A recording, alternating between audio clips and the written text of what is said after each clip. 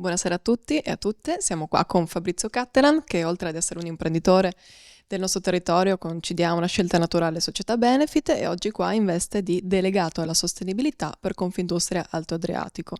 Il tema dell'evento di oggi, umano e digitale, è proprio il rapporto tra evoluzione digitale e tecnologica, umanità e sostenibilità. E quindi ti chiedo quali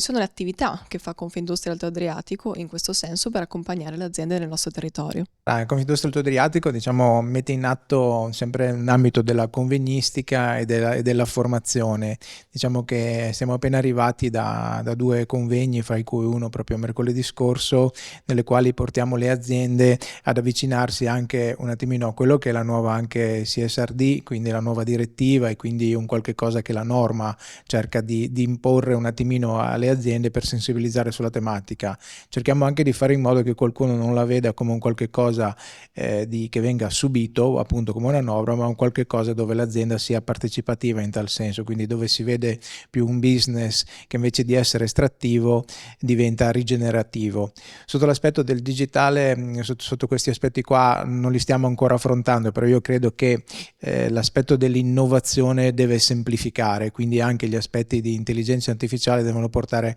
a una semplificazione di questo argomento affinché le aziende si avvicinino e non si allontanino magari perché diventa un po' troppo complicato.